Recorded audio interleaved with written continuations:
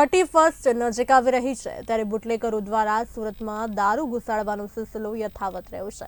મહારાષ્ટ્ર અને દમણમાંથી મોટા વાહનોમાં દારૂ મંગાવીને ગુજરાતના હાઈવેના ગામડાઓમાં સુમસાન જગ્યા ઉપર દારૂ ઉતારી અને નાના વાહન મારફતે અલગ અલગ સિટીમાં પહોંચાડતા હોય છે। ત્યારે એવો જ એક કિસ્સો સુરતના પૂણાગામ પોલીસ સ્ટેશન વિસ્તારથી સામે આવ્યો છે।